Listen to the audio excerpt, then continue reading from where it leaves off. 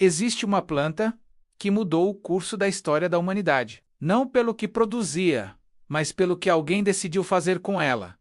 Durante milhares de anos, foi um remédio sagrado. Reis a solicitavam. Médicos a prescreviam. Curandeiros guardavam seus segredos como um tesouro. Então, em menos de 300 anos, reescreveram toda a sua história. Pegaram o ouro líquido e o transformaram em algo para esquecer. Pegaram um curandeiro e o transformaram em um destruidor. Pegaram a planta mais valiosa da terra e enterraram sua verdade tão profundamente que, hoje, a maioria das pessoas nunca ouviu falar do que ela realmente era. Esta é a história da cana-de-açúcar, a planta que roubaram da medicina e transformaram em um negócio. Bem-vindos ao cofre perdido da natureza. A história não começa no Caribe, com a escravidão e o rum. Começa muito antes. Nas terras altas da Nova Guiné, onde o ar é denso e a chuva constante, alguém, há 8.000 anos, descobriu algo extraordinário. Estava mastigando um talo de cana-brava. Um suco doce encheu sua boca. Tinha um gosto inigualável. Guardou as sementes, plantou-as, cultivou-as e compreendeu algo que nós esquecemos. Essa planta não era apenas alimento, era remédio. Por volta de 2500 a.C., os povos antigos da Índia já haviam descoberto o segredo. Eles não apenas mastigavam a cana, eles a trituravam, extraíam o suco, ferviam-no. O que restava era cristal, pura doçura. Chamavam-na de Sharkara em sânscrito, que significa literalmente cascalho ou areia, por causa dos minúsculos cristais que se formavam. Nos antigos textos ayurvédicos, o sistema de cura mais antigo já criado pela humanidade. A cana-de-açúcar era listada como um dos medicamentos mais importantes. Os médicos a prescreviam para queimaduras. Usavam-na para dores de garganta. Misturavam-na com outras ervas para tratar a indigestão que afligia as pessoas no clima quente da Índia. Não era um luxo, era tecnologia de sobrevivência. Os Vedas, os textos mais sagrados da tradição hindu, mencionam a cana-de-açúcar. Os médicos documentaram suas propriedades em centenas de páginas. O suco de cana era administrado a pacientes em recuperação de doenças. A energia da cana ajudava o corpo a se regenerar. A doçura acalmava a inflamação. Mulheres em trabalho de parto bebiam suco de cana para aliviar a dor. Crianças o recebiam para fortalecer os dentes e os ossos. Quase 2.000 anos. O subcontinente indiano compreendeu algo que o mundo havia esquecido. Doçura e medicina eram a mesma coisa. Então chegaram os comerciantes. Os mercadores árabes que viajavam pela Rota da Seda descobriram o que os indianos já sabiam. Eles levaram a cana-de-açúcar e a disseminaram por todo o seu império. Por volta de 700 DC, código a cana-de-açúcar já era cultivada na Pérsia, no Egito e no norte da África. Os médicos árabes a estudaram, documentaram suas propriedades, refinaram os métodos de extração, aprimoraram o processo de cristalização. Os árabes transformaram o caldo bruto em cristais brancos e lhe deram um novo nome, Alcandi. A palavra sânscrita passou pelos lábios árabes e mudou para sempre. Mais tarde, se tornaria a palavra inglesa candy doce. Mas candy não era como chamavam o remédio, chamavam-no de algo completamente diferente. Ouro branco. Porque era esse o seu valor? No mundo medieval, possuir açúcar significava ser rico, muito rico. 1 libra custava mais do que prata. 1 quilo podia comprar terras. Na Europa, entre 1300 e 1500, o açúcar aparecia nas farmácias, não nas padarias. Os médicos o mantinham trancado atrás de vidro. Prescreviam-no em quantidades ínfimas.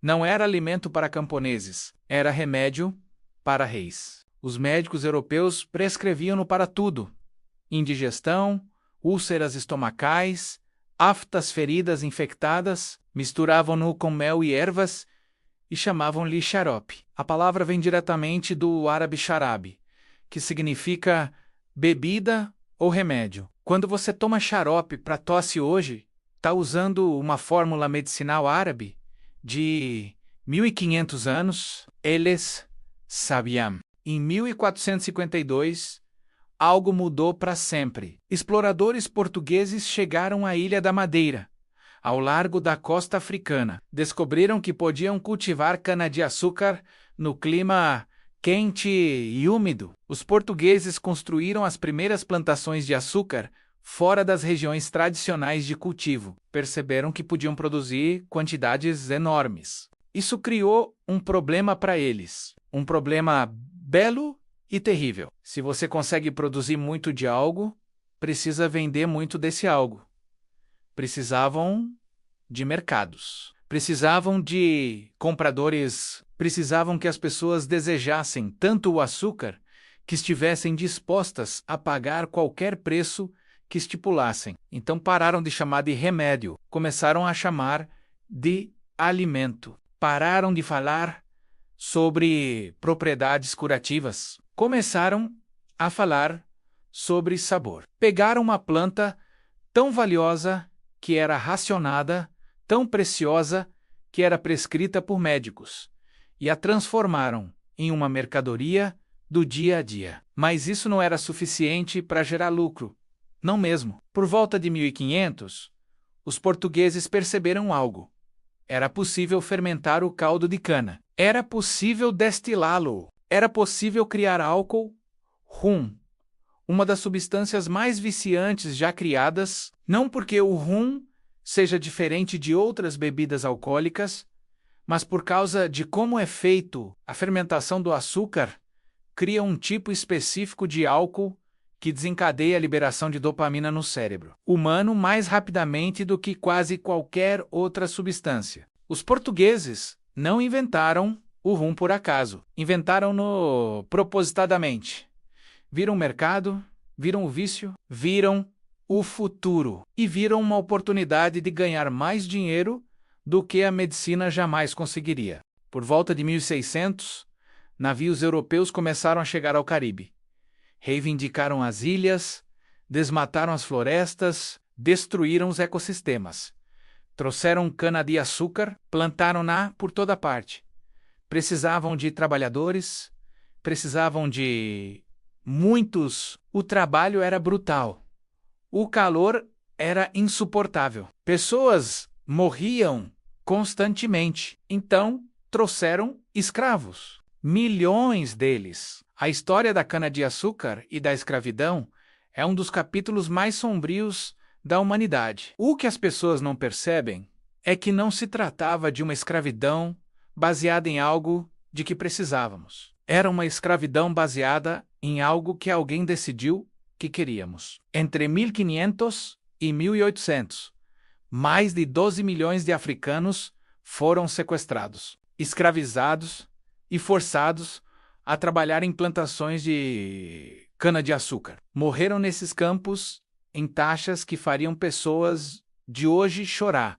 Morreram de exaustão, morreram de doenças, morreram de desespero, tudo para que a Europa pudesse ter açúcar barato. Tudo para que o rum pudesse ser destilado, transportado, vendido e consumido. Um único ser humano, um homem ou uma mulher, arrancado de seu lar, podia ser comprado pelo preço de 90 quilos de açúcar. Era assim que o açúcar barato havia se tornado. Era assim que eles decidiram que valia a pena fazer você acreditar que era valioso. Os lucros do açúcar e do rum financiaram a Revolução Industrial. Fabricantes têxteis compraram dinheiro do açúcar. Companhias de navegação compraram dinheiro do açúcar. Bancos foram construídos com dinheiro do açúcar. O açúcar não era apenas uma cultura, era a base da economia moderna e foi construída sobre os ossos de pessoas escravizadas e a destruição calculada da reputação de uma planta medicinal. Eis o que aconteceu. Os médicos e curandeiros do mundo antigo sabiam de algo. Eles entendiam a diferença entre o doce concentrado e o doce natural. Quando você come a cana-da-cacá inteira, obtém as fibras, os minerais e os nutrientes. Seu corpo a processa lentamente. Quando você extrai o caldo e o ferve até formar cristais, cria algo diferente, algo que entra na corrente sanguínea rapidamente, algo que causa dependência. Os médicos antigos sabiam disso. É por isso que a prescreviam em pequenas quantidades como remédio e não como alimento. Mas os comerciantes não se importavam com a distinção. Eles se importavam com o lucro. Criaram o marketing. Disseram às pessoas que o açúcar era inofensivo. Disseram às pessoas que era natural. Disseram às pessoas que era alimento. Criaram uma história falsa e a repetiram tantas vezes que a verdade desapareceu. Por volta de 1700, o açúcar não era mais remédio na Europa. Era alimento. Estava no chá, estava nos doces, estava em remédios disfarçados de prazer. A questão é a seguinte: a mesma substância que os médicos ayurvédicos prescreviam como remédio tornou-se a substância que as empresas farmacêuticas agora nos dizem para evitar os casos de diabetes estão disparando.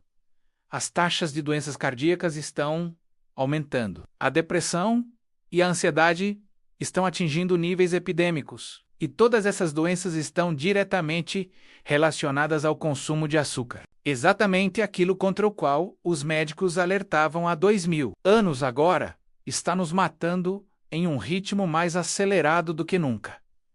Mas ninguém fez a conexão. Na década de 1970, documentos internos de uma grande empresa açucareira revelaram que ela pagava cientistas para esconder a verdade sobre o açúcar. Eles sabiam dos riscos à saúde, sabiam do mecanismo de dependência e acobertaram tudo, assim como a indústria do tabaco, assim como a indústria do petróleo. Analisaram as evidências e decidiram que o lucro importava mais do que a verdade. Em 2000, o americano médio consumia 69 kg de açúcar por ano. Isso representa 136 kg a mais do que qualquer pessoa consumia 100 anos antes. A planta, que era racionada como medicamento, agora é tão abundante que está presente em produtos que nem deveriam ser doces. Está no pão, está no ketchup, está no molho para salada, está em coisas que nem imaginamos que sejam açucaradas.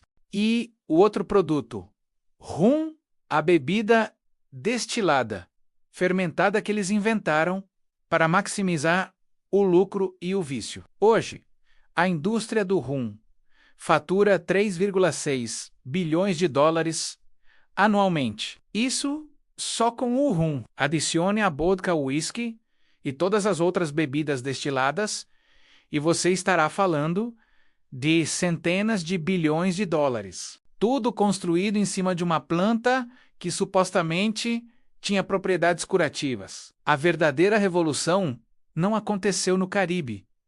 Aconteceu na forma como reescreveram a história. A planta, que era preciosa, tornou-se comum. O remédio tornou-se um luxo. A verdade tornou-se uma teoria da conspiração em que só os loucos acreditavam. Os cientistas que diziam que o açúcar viciava eram ridicularizados. Os médicos que alertavam sobre os seus perigos eram ignorados. A narrativa era tão forte, tão repetida, tão lucrativa, que a realidade não conseguiu se impor. Eis o que quase ninguém sabe: a planta da cana-da-açúcar em si, quando consumida inteira, com todas as suas fibras, minerais e nutrientes preservados, não é o problema. O problema é o que fizeram com ela. O problema é a extração, a concentração, a destilação, a transformação de uma planta em um produto químico puro que sequestra o sistema neurológico humano. Eles não criaram um produto melhor. Criaram um produto viciante. Os povos indígenas do Havaí, antes do contato com os ocidentais, cultivavam cana-de-açúcar, mas eles a mastigavam. comiam-na inteira, usavam-na como alimento e remédio. Compreendiam suas propriedades. Não a destilavam, não a concentravam, não a transformavam em rum, e não tinham as doenças que nos afligem hoje. O que aconteceu com a cana-da-cocar é uma lição sobre tudo, sobre como a verdade pode ser enterrada, sobre a repetição e o lucro, sobre como um curandeiro pode se tornar um destruidor com apenas uma mudança na forma como é processado, sobre como uma civilização inteira pode ser convencida de que veneno é alimento se você controlar a narrativa por tempo suficiente, sobre como a planta mais valiosa da história foi desvalorizada não porque falhou, mas porque era bem-sucedida demais como medicamento. Porque uma população saudável que se cura sozinha não precisa de uma indústria farmacêutica. Se você olhar para sua cozinha agora, encontrará produtos com açúcar. Tudo, e você pode optar por evitá-los. Mas essa escolha só importa se você entender o que está evitando e por quê. Essa escolha só tem significado se você conhecer a verdadeira história. A história que não foi escrita nos livros de história, a história que existe no silêncio entre o que nos contam e a verdade. A cana-de-açúcar está à espera. Em campos por todo o mundo, ela ainda cresce, ainda produz o que sempre produziu, ainda contém os nutrientes, as fibras e a energia de liberação lenta que seus ancestrais compreendiam. A diferença reside em decidirmos consumi-la como os antigos faziam, como uma planta inteira, com toda a sua integridade intacta, ou em continuarmos fazendo o que os comerciantes decidiram por nós há 300 anos, em continuarmos extraindo-a, concentrando-a, destilando-a e transformando a cura em dano. Essa escolha ainda não foi feita por você. Ela ainda é sua. Se você está pronto para entender o que aconteceu e por quê, inscreva-se no Nature's Lost Vault e ative as notificações. Cada curtida e cada compartilhamento ajuda a despertar as pessoas para as histórias que esquecemos. O cofre se abrirá novamente em breve.